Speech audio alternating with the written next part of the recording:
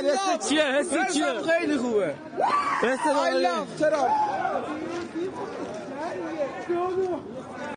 what's up, guys? So, those are some of the reactions of Iranians from around the world, whether it be from Iran or other parts of the world, like London, Toronto, or Los Angeles.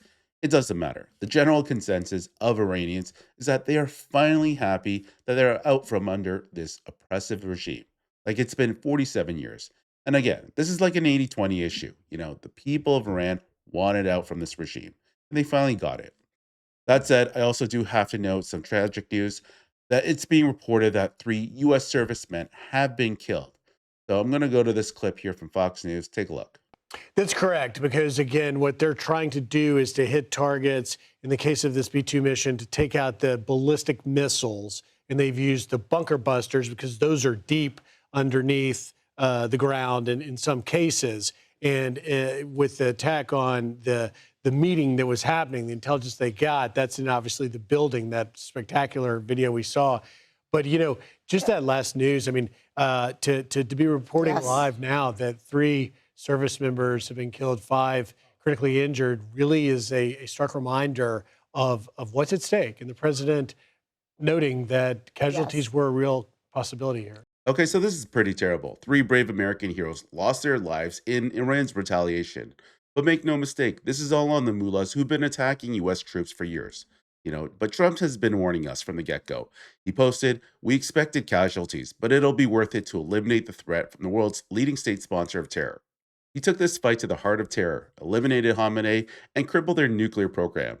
These men didn't die for nothing. They died so we could finally end this nightmare regime that's been killing Americans for decades. Anyways, I want you to listen to this next clip of Patrick Bet-David while on Fox News because he just drops the truth bomb of the whole incident going down in the Middle East. Patrick Bet-David joins us now. Patrick, what an amazing guest to have today. I want to start with this. I've been watching you on your podcast, also on Twitter. You say 80% of Iranians inside of the country are opposed to this regime. One, how do you know that? And then what will these 80% do now that President Trump has taken this action? He said, now it's up to you. They don't have guns. Can they and will they fight for their freedom?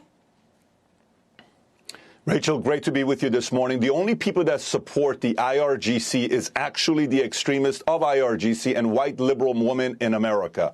You see women, Iranian women around the world dancing, Iranians celebrating. The numbers we've seen is a low of 71% to a high of 89% that do not want to see what's happening in Iran right now. They're sick of it. They want to be free.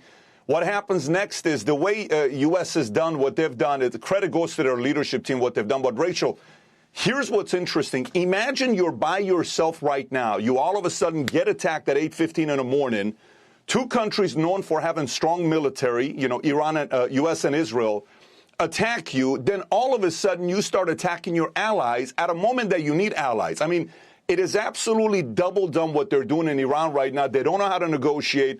They thought they can just say, look, let's give you, no, we're not going to do anything with nuclear for 3 years. Let's just wait for you to be out and somebody else is going to come in and we'll negotiate with them. And every once in a while in your life, you face somebody that when they threaten you, they're not kidding. They're serious when they say, if you don't do this, I will hit you. I will attack you. No, they're not going to do anything. You don't do that with Trump and his administration. I do think it's fascinating how the buildup to all of this, right? The allies that the Trump administration built in the Gulf, among the Gulf region countries, the planning, the intel, the Mossad, the CIA, the timing of the hit, all of that, and also kind of the weak response of the Iranians makes me think this might only be a few-week war, that President Trump will come out on the other side. I want to talk about Trump, but before that, again, I want to ask you, what happens inside of the country? Will it be the Shah? Will somebody arise in the opposition movement from inside? What is your prediction? I know you follow this very closely. Yeah, that's something that none of us know. Obviously, the Mohammad Reza Pahlavi is having a lot of momentum right now. Every time he posts, he gets millions of views. So one has to say there's credibility behind the fact that he's getting that kind of momentum of people paying attention to what he has to say. I've been always critical about the fact that he hasn't moved urgently. I've always been critical, and I've even asked him on 2 different occasions, do you want this job or not? And he says, why would I leave a country of freedom in America to go back?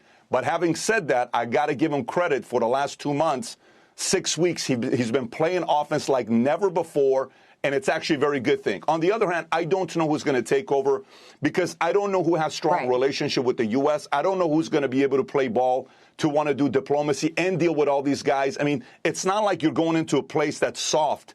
These are extremists. It's not like they're going to disappear the next day. They're still going to be around. And then at the same time, you know, he hasn't been there 47, 48 years. There may be some people in Iran that may want to vote for someone else. But the reality of it is, just like you, with where you're at, you said something very important a couple days ago when you said every single time the president mentions, you know, the VP of Venezuela, the 5 points is lost in Florida, you have to realize there's some names that you mention that it hurts the chances. Iranians don't like a lot of these names, but if we have an immediate election in Iran where they can pick and choose somebody that's a fair player, then Iranians can be free again. I have 2 seconds left, but I know you follow leadership.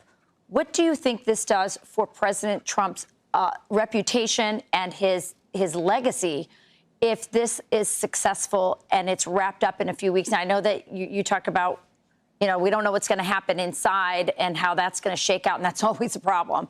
But what's your take on this move? Because it was bold and courageous in a lot of ways.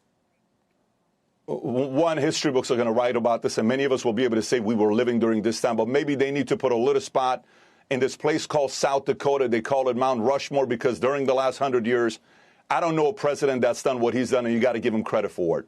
Okay, so that was Patrick Bet-David's reaction to the whole situation going down in Iran. And I know he had some skepticism around Reza Pahlavi as a leader to take over Iran post-regime change. You know, he's talked about Reza Pahlavi lacking strength, being really indecisive, and just basically lacking the leadership qualities to take over and lead a country. That said, I want you to take a look at this next clip because Scott Jennings actually dropped a truth bomb on CNN because there's credible intelligence showing Iran was actually gearing up for preemptive missile strikes on U.S. military targets and civilian sites across the region. Have a listen. And I talked to senior administration, very senior administration officials today. They had intelligence that the regime was going to fire missiles into U.S. military and civilian targets. They were still enriching uranium. They would not give up on that. We had a lot of justification to do this. They tried diplomacy. Iran wouldn't do it. The president acted to save American lives. That was the justification. Wow, that is really shocking, but not really, because it's Iran.